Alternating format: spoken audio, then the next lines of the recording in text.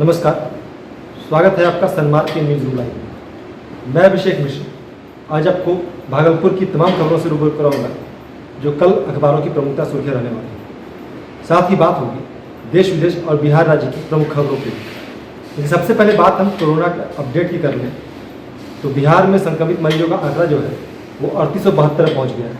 आज 65 नए मरीज बिहार में मिले हैं। वहीं जिले की बात कर लें भागलपुर की तो भागलपुर में 6 नए संक्रमित मिले हैं, जिससे 5 फिर 35 से मिले हैं। वहीं संक्रमित मरीजों के मिलने के बाद भागलपुर का जो कुल आंकड़ा है वो 185 पहुँच गया है। क्या अपडेट है इसमें हम जान लेते हैं प्रवीण जी से। जी, कोरोना को लेकर जिला प्रशासन पूरी तरह से सतर्क है और लगातार भागलपुर जिले में कोरोना संक्रमित मरीजों के मिलने का सिलसिला भी जारी है। आज भी भागलपुर जिले के पीरपैंती प्रखंड में 5 नए मरीज मिले और नारायणपुर में भी देर शाम एक मरीज मिलने की सूचना मिली। ये सभी प्रवासी मजदूर ही हैं जो दूसरे राज्यों से आए हैं और जिन्हें क्वारंटीन सेंटर पर रखा गया था। संदिग्ध अवस्था में इनकी जांच की गई तो जांच रिपोर्ट पॉजिटिव मिली। वहीं जिले में कुल मरीजों की संख्या जो है वो 185 हो गई है। इनमें से अधिकांश मरीज जो हैं लगभग 75 मरीजों को अस्पताल से छुट्टी भी दी जा चुकी है। अभी इलाजरत मरीजों की संख्या मायागंज अस्पताल में 93 रह गई है। आज भी 4 मरीजों को अस्पताल से स्वस्थ होने पर उन्हें छुट्टी दे दी गई। वहीं जिला प्रशासन सभी क्वारंटीन सेंटर पर विशेष रूप से नज़र बनाए रखी है कि कोई भी मरीज नज़दीक में नहीं रहे। सभी सोशल डिस्टेंसिंग का पालन सभी क्वारंटीन सेंटर पर अवश्य हो। वहीं आज से अनलॉक 1 भी शुरू हो चुका है। बाज़ारों में भीड़ भी काफ़ी बढ़ रही है। केंद्र सरकार के द्वारा जारी दिशा निर्देश कोविड-19 के तहत आज जिला पदाधिकारी और एसएसपी के द्वारा संयुक्त रूप से जिले में 14 स्थानों पर मजिस्ट्रेट के साथ पुलिस पदाधिकारियों की प्रतिनियुक्ति कर दी गई है ताकि सभी जगह सोशल डिस्टेंसिंग का पालन किया जाए। साथ ही जो परिवहन व्यवस्था आज से शुरू हो चुकी है तो वहाँ भी सोशल डिस्टेंसिंग के साथ साथ मास्क, सैनिटाइजेशन जो भी क्रियाविधि जरूरी है उसका पालन जरूर कराया जाए। तो जिला प्रशासन भी सतर्क है कि कोरोना की रोकथाम पर वो लगातार कार्य हो और संक्रमण पर रोक लगातार कार्रवाई चल रही है। आज से बसों का परिचालन शुरू हो गया है। हालांकि यात्रियों की भीड़ आज ना के बराबर दिखी। वहीं प्रवासी मजदूर जो दूसरे राज्यों से आ रहे हैं उसको लेकर क्या अपडेट है? कितनी ट्रेनें भागलपुर स्टेशन पे आई हैं, कितने प्रवासी आए हैं? इस अपडेट के लिए हम चलते हैं राजीव के पास। जी राजीव। जी हाँ अभिषेक जी, लॉकडाउन की घोषणा के बाद दूसरे राज्यों में फंसे प्रवासियों मजदूरों को लाने का सिलसिला लगातार जारी है। आज भी मुख्य रूप से 3 ट्रेनें बेंगलुरु, अगरतला और आनंद विहार से पहुंची, जिससे कुल 1730 प्रवासियों को उतारा गया और कागजी प्रक्रिया पूरी होने के बाद सभी को क्वारंटीन सेंटर में भेज दिया गया। कल भी कुछ ट्रेन आने की उम्मीद है। लगभग 2 ट्रेन आएंगी कल, मुख्य रूप से यही खबर है। जी बिल्कुल, तो ट्रेन आने का सिलसिला जारी है। कल भी 2 ट्रेन आने वाली है। आज चूँकि बिहार में बसों का परिचालन शुरू हो गया से जिले में जो अपडेट था, मूलतः अपडेट प्रवीण जी ने दिया। यात्रियों की क्या स्थिति रही आज वो हम जानते हैं राजकुमार जी से। जी बिल्कुल अभिषेक, परिवहन विभाग की ओर से जो है बसों का परिचालन जो है आज से बहाल कर दिया गया है। कुल 10 बस जो है आज भागलपुर बस डिपो से जो है कुल 10 बस वहाँ खड़ी थी, जिसमें से 3 बस को जो है आज चलाया गया। लेकिन इक्का दुक्का जो है उसमें सवारी, यहाँ पर मजिस्ट्रेट के साथ पुलिस बल की तैनाती भी की गई थी ताकि सोशल जो डिस्टेंसिंग है वो टूटे नहीं। और उसको देखते हुए जो है लॉकडाउन 4 की समाप्ति के बाद जो अनलॉक 1 शुरू किया गया है उसको लेकर के लगातार यह प्रयास रहा है कि जो रूट पर गाड़ियाँ चल रही थी वो नियमित तौर पर चले। अगर मास्क इस दौरान अगर आपने नहीं लगाया है तो आपको जो है बस में जो है यात्रा के लिए अनुमति नहीं दी जाएगी। जी, जो क्षेत्रीय प्रबंधक हैं उन्होंने साफ तौर पे कहा है कि जो गाड़ियाँ यहाँ से जो रूट पे चलेगी, चाहे वो बांका के लिए हो, चाहे बेगूसराय के लिए हो, चाहे पूर्णिया के लिए हो या खगड़िया के लिए हो, इन रूटों पर परिचालन जो है शुरू कर दी गई। लेकिन यात्रियों में कहीं ना कहीं कोरोना के लेकर जो है वो भय बना हुआ है। और इस दौरान जो है जहाँ गाड़ियाँ जाएंगी, जिस गंतव्य को वो पहुँचेंगी, वहाँ भी जो है सैनिटाइज किया जाएगा और जहाँ से गाड़ियों की शुरुआत की जाएगी यानी परिचालन की शुरुआत वहाँ भी यानी कुल मिलाकर के देखा जाए तो एहतियात के तौर पर जो है डिपो जो है, जो परिवहन विभाग है, ये पूरी जो है मुस्तैद है। वहीं दूसरी एक खबर है कि कोतवाली थाना क्षेत्र के पास एक मोबाइल दुकान में जो है बीती रात जो है चोरों ने हादसा किया। वहाँ से जो है कीमती कैमरे और मोबाइल जो एसेट्स थे उसकी चोरी की गई। इत्तेफाक की बात यह है कि थाना जो पिकेट है, पुलिस पिकेट है, वहाँ से महज 50 मीटर की दूरी पर ये चोरी की गई है, जबकि लगातार पुलिस की जो है मुस्तैदी लगी हुई है लॉकडाउन के दौरान। यानी कुल मिलाकर के देखा जाए तो कर्फ्यू सा माहौल है, लेकिन बावजूद इसके जो है इस तरह की घटना के कहीं न कहीं जो है पुलिस प्रशासन की जो है व्यवस्था पर जो है सवाल खड़ा करती है। ये जो खबर थी जो भागलपुर से जो है हमारे यहाँ। जी। वहीं बीते 4 अप्रैल को नाथनगर थाना क्षेत्र में जवाहर यादव की हत्या हुई थी, वो साइदासपुर में मथुरापुर पुलिया के पास। इस मामले में 7 लोगों को नामजद आरोपित बनाया गया था। मृतक के भतीजे ने के फर्द बयान पर मामला दर्ज हुआ था, जो कि घटना के वक्त खुद मौजूद भी था। इस मामले में एक आरोपित जो है बल्ली यादव, उसकी गिरफ्तारी आज सुबह ही कर ली गई है। वहीं 2 दिन पूर्व एक नाबालिग का अपहरण का मामला आया था, उसको भी आज बांका से सकुशल बरामद कर लिया गया। हालांकि कल देर शाम ही बरामद की उसको भी, जिसको आज मजदूरपुर थाना लाया गया, जिसके बाद उसको मेडिकल जांच के लिए भेजा गया। हालांकि जो थानाध्यक्ष ने बताया है कि अभी तक लड़के ने कोई बयान नहीं दिया है, वो डरी सहमी हुई है। उसके बयान के बाद ही जो भी उस मामले में आरोपित है उन पर अग्रेतर कार्रवाई की जाएगी। मुख्य रूप से भागलपुर की ये खबरें थी। इसके अलावा बांका कोशी क्षेत्र नौगछा की क्या प्रमुख खबरें हैं, हम जान लेते हैं अभय जी से।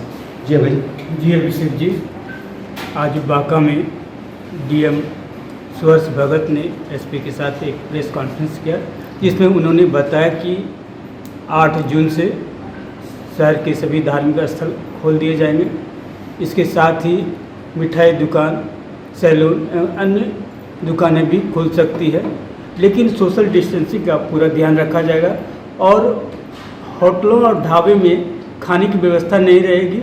लोग सोशल डिस्टेंसिंग का पालन करते हुए अपने नाश्ता या भोजन जो भी हो, मिठाई वगैरह घर ले जाएंगे, वहीं खाएंगे। जी बिल्कुल। वहीं अगर नौगछिया की बात करें तो नौगछिया में देर रात चंदन कुमार नामक कुख्यात अपराधियों के साथ 3 अपराधी गिरफ्तार किए गए। इससे वहाँ के लोगों ने राहत की सांस ली है। इस गिरफ्तारी को लेकर करीब 8 थानों की पुलिस को लगाया गया था और इसके साथ ही बड़े पैमाने पर हथियार बरामद किए गए। ये पुलिस की बहुत बड़ी सफलता मानी जा रही है। वहीं सहरसा में आज स्पेशल एक्सप्रेस ट्रेन की शुरुआत की गई। इसमें यात्रियों की ऑनलाइन बुकिंग की गई, लेकिन ध्यान यही रखा गया कि वैसे ही यात्री यात्रा करेंगे जो कि कोरोना से संक्रमित नहीं हो। अगर जिसमें किसी भी तरह के लक्षण पाए जाते हैं कोरोना के, तो वो यात्री यात्रा नहीं कर पाएंगे। तो इससे वहाँ के लोगों ने राहत महसूस की और लोग जाना शुरू कर गए। जाहिर सी बात है कि अगर कोई व्यक्ति संक्रमित है तो निश्चित तौर पर उसे यात्रा का कोई अधिकार नहीं है, क्योंकि उसकी जगह स्वास्थ्य केंद्र में जहाँ से वो स्वस्थ हो सके।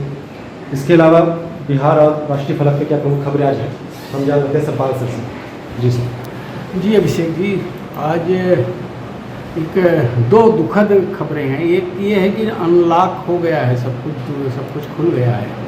सरकार भी बार बार कह रही है कि भारत में कोरोना वायरस का संक्रमण जो है सामुदायिक स्तर पर नहीं होगा, लेकिन स्वास्थ्य विशेषज्ञों ने आज इस बात की स्पष्ट जो है रूप से पुष्टि कर दी है कि देश में कम्युनिटी ट्रांसमिशन कोरोना का शुरू हो चुका है और ये जो है बहुत ही खतरनाक स्थिति है और बहुत ही सावधानी बरतने की है। और हम लोग सन्मार्ग की तरफ से भी लोगों से अपील करेंगे कि वे लोग अब भी जो है अपने को सुरक्षित रखें, मास्क पहनें, सोशल डिस्टेंसिंग का पालन करें और जो जितना संभव हो घर में रहें।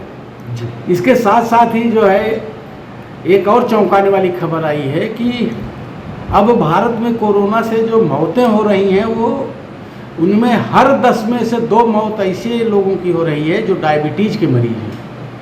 तो डायबिटीज के मरीजों को जो है कोरोना के वायरस से जो है बेहद सावधान रहने की ज़रूरत है, अतिरिक्त सावधानी बरतने की ज़रूरत है। देश की अन्य खबरों की बात करें तो सीमा के पास जो है चीन के साथ तनाव चल रहा है और आज सीमा पर जो है चीन के लड़ाकू विमान जो है हरकत में देखे गए हैं। भारत के जो है रक्षा प्रवक्ता ने कहा है कि भारत की पूरी नज़र है और भारत की सेनाएं भी पूरी तरह तैयार है। इधर सरकारी कामकाज शुरू होने के बाद जो है केंद्र सरकार ने भी जो है अब काम शुरू कर दिया है। तो राज्यसभा की 18 सीटों के लिए आंध्र प्रदेश, गुजरात, झारखंड, मध्य प्रदेश, मणिपुर, मेघालय, राजस्थान समेत राज्यसभा की 18 सीटों के लिए 19 जून को जो है वोटिंग होगी और ज्योतिरादित्य सिंधिया भी चुनाव लड़ रहे हैं मध्य प्रदेश से। तो ये सब जो है सीटों के लिए 19 जून को चुनाव होंगे। इधर केंद्रीय कैबिनेट की बैठक में आज किसानों के लिए जो है बहुत ढेर सारा ऐलान किया गया है और इन ऐलानों में सबसे प्रमुख चीज़ ये है कि कोई भी व्यक्ति अब 10,000 रुपये तक बिना किसी गारंटी के किसी भी बैंक से लोन ले सकता है। और अम्फान ने बंगाल और उड़ीसा में तबाही मचाई थी। अब एक नए तूफान, चक्रवाती तूफान निसर्गा की चेतावनी दी गई है और इसको लेके महाराष्ट्र निशाने पर है। तो महाराष्ट्र में एनडीआरएफ की 9 टीमें तैनात कर दी गई हैं और पूरे महाराष्ट्र के समुद्री किनारों पर जो है विशेष निगरानी की जा रही है। इस बीच बिहार सरकार ने जो है स्पष्ट किया है कि बिहार विधानसभा चुनाव के लिए जो है चुनाव आयोग का निर्देश मिलते ही सारी तैयारियां शुरू कर दी जाएंगी और बिहार में आम चुनाव अक्टूबर-नवंबर में होना है। तो सरकारी प्रवक्ता ने कहा है कि लॉकडाउन के बावजूद जो है बिहार सरकार जो है चुनाव की तैयारियों में लगी है और चुनाव आयोग का जैसा भी निर्देश होगा सरकार उसका पालन करेगी। उधर भाजपा के बड़े नेता और गृह मंत्री अमित शाह 9 जून को जो है बिहार में एक वर्चुअल रैली को संबोधित करने जा रहे हैं और बिहार भाजपा के अध्यक्ष डॉक्टर संजय जायसवाल ने बताया है कि मोदी सरकार के दूसरे कार्यकाल का 1 साल पूरा होने पर सरकार की उपलब्धियों की जानकारी देने के लिए अमित शाह जी 9 जून को जो है वर्चुअल रैली को संबोधित करेंगे।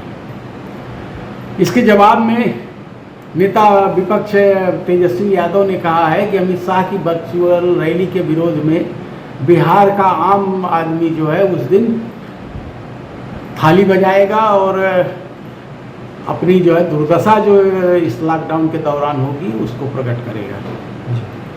इधर लालू प्रसाद यादव भी रेस में आ गए हैं और उन्होंने बिहार में 15 साल के नीतीश सरकार के शासन काल को जो है उन्होंने 15 नामों से अलग अलग नामों से संबोधित किया है। उसमें जैसे उन्होंने कहा है कि छल बलराज, दल बलराज, नरगल राज, बक्छल राज, निष्फल राज, इस तरह से अलग अलग तरह के 15 तरह के जो है नाम दिए हैं।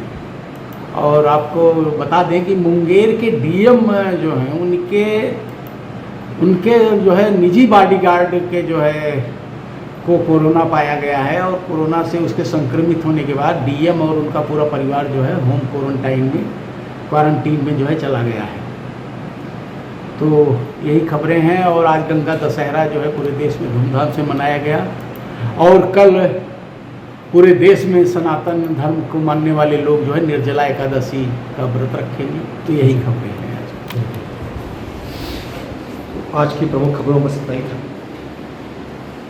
कल फिर आपके सामने देश दुनिया की, भागलपुर की, बिहार की उन सारी खबरों को लेकर आऊँगा जो अगले दिन अखबारों की प्रमुखता से सुर्खियाँ रहती हैं। तब तक के लिए मुझे मेरे सहयोगी सलाल साथ दीजिए इजाज़त। सतर्क रहें, सावधान रहें और हाँ, सुरक्षित जरूर रहें। शुभ रात्रि, सबका खैर, गुड नाइट। सन्मार्ग भागलपुर के वीडियोस देखने के लिए हमारे चैनल को सब्सक्राइब करें और नोटिफिकेशन पाने के लिए बेल आइकन को प्रेस करें।